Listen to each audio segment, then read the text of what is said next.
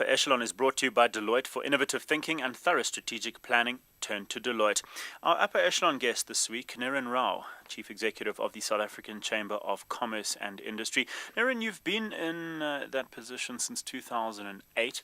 Before that, though, you were head of the Financial Safety Net Division in the Reserve Bank's Financial Stability Department.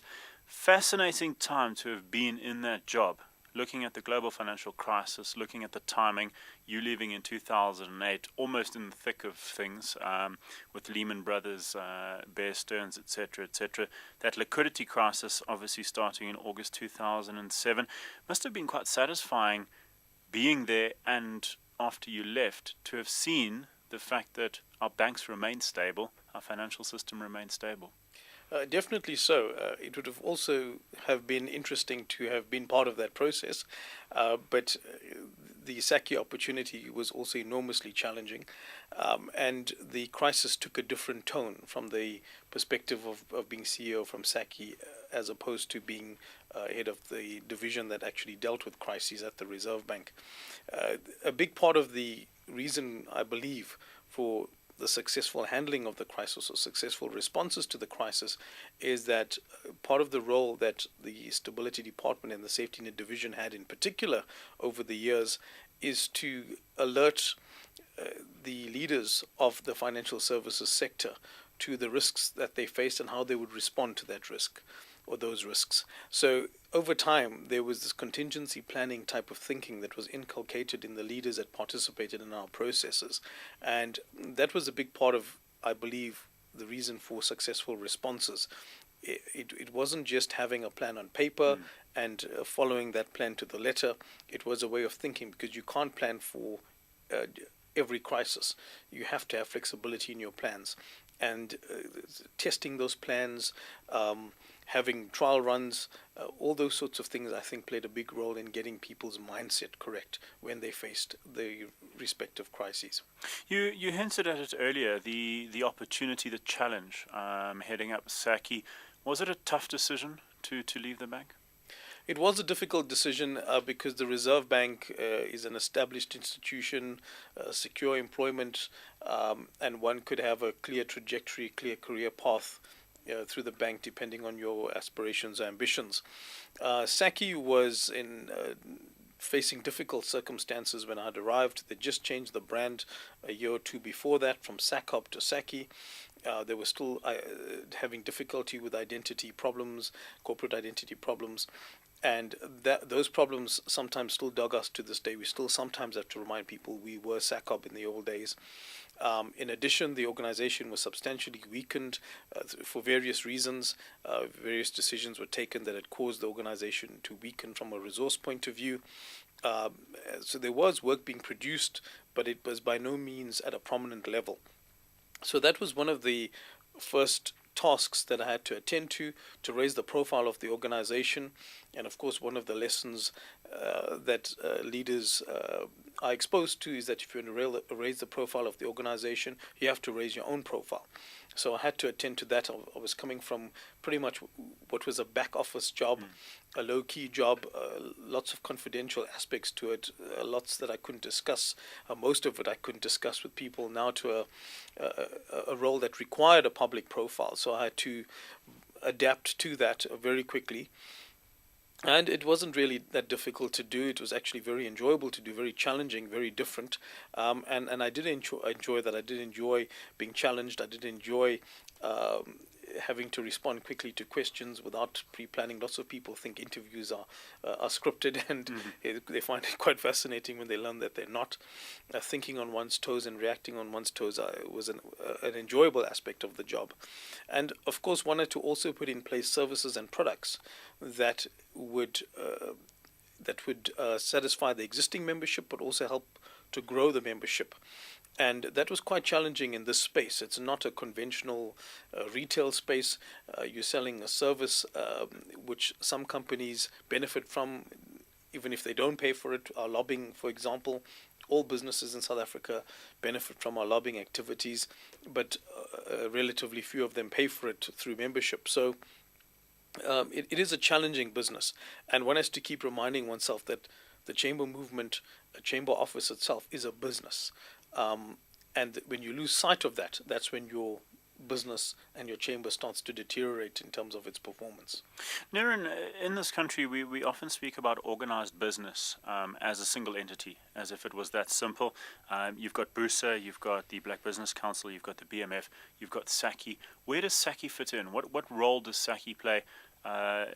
If you juxtapose that with some of the other institutions.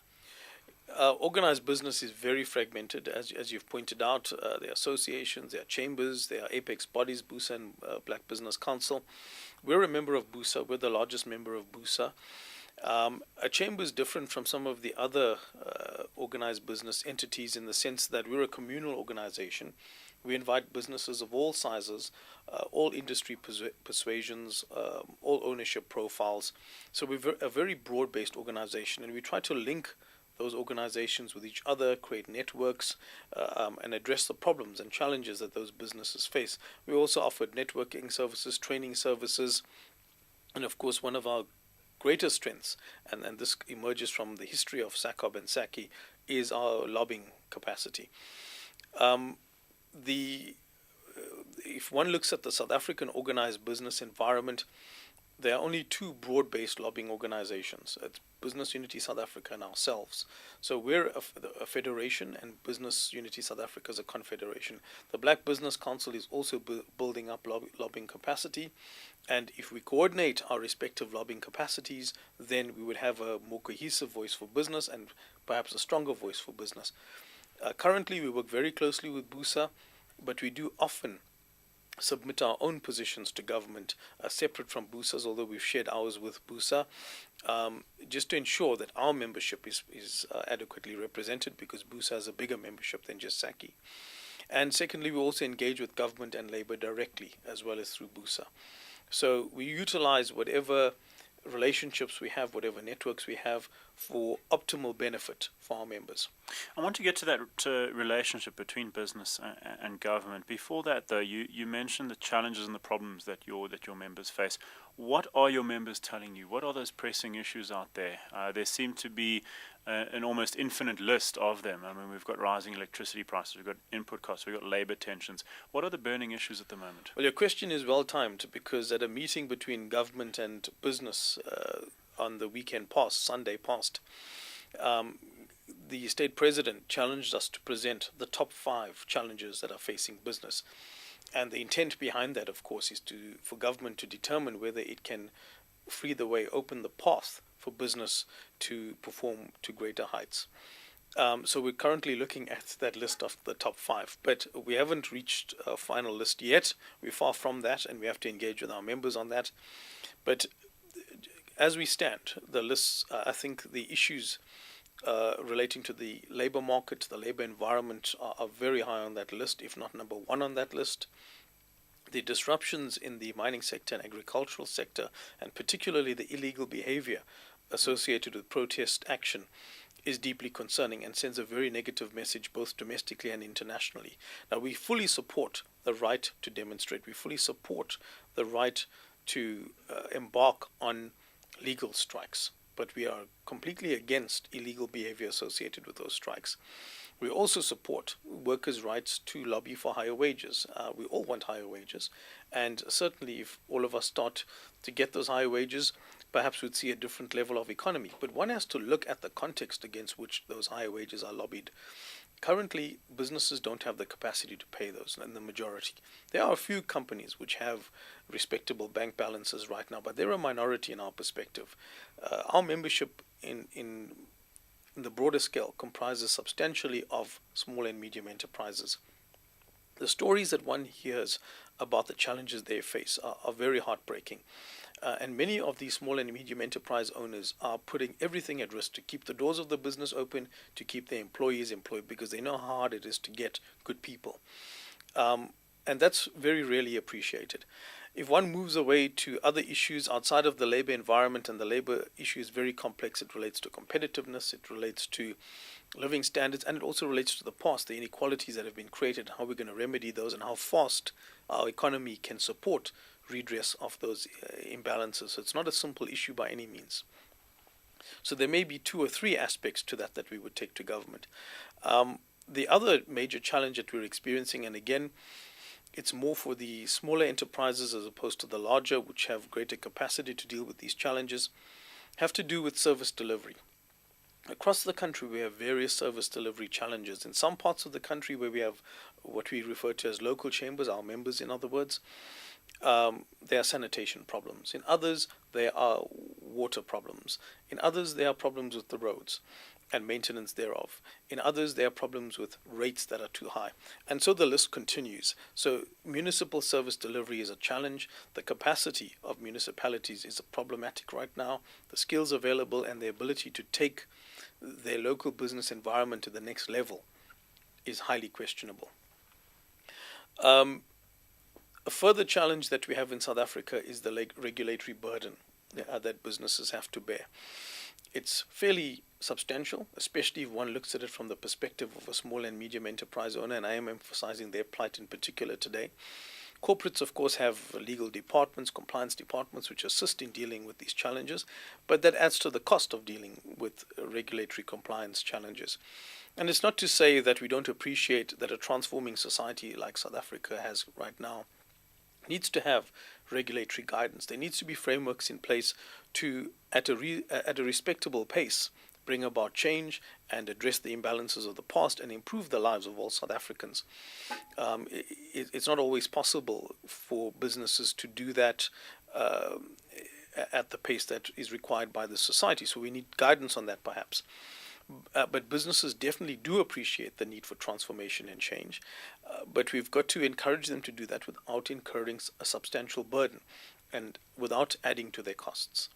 And that brings me to another challenge that we're experiencing, the costs outside of the regulatory cost of doing business, the broader costs that we're challenged with in our environment, the high fuel costs, the electricity costs which are currently being considered. The inefficiencies also in moving goods, not just from a cost perspective, but from a road maintenance perspective, the delays we have in that regard. One of the reasons we struggle with global competitiveness is because of the positioning of our country. As beautiful as it is, it's not ideally positioned for global trade when our major markets are in Europe. So we have to be more efficient than our competitors or emerging market peers. And one of the challenges we deal with now is multimodal transport efficiency.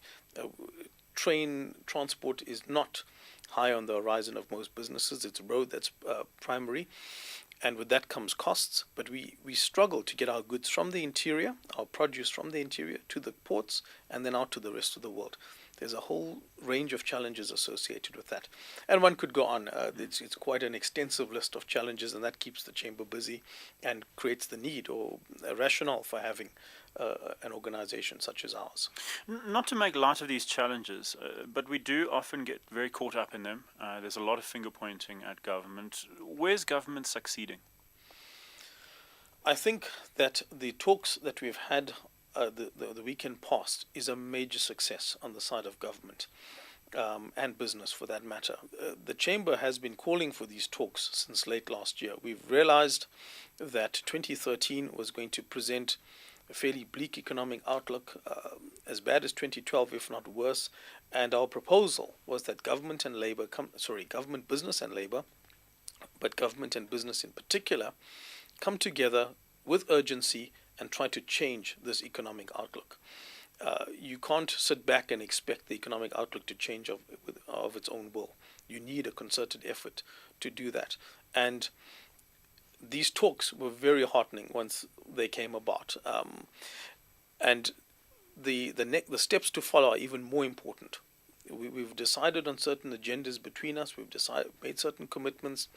Now it remains to be seen whether we can follow through on those talks and make them more than just talks, and whether we can deliver in the short time available to us implementable changes around the economic outlook. So in other words, the first half of the year is going to be challenging, but through these talks, through this new partnership, can we bring about a change for the second half of 2013 and thereafter? That's the target that we have in mind as a chamber, and that's what we've been calling for since late last year. The broader relationship between business and government, given the weekend's meeting, would you say that is improving? we've been through a very difficult passage in recent months.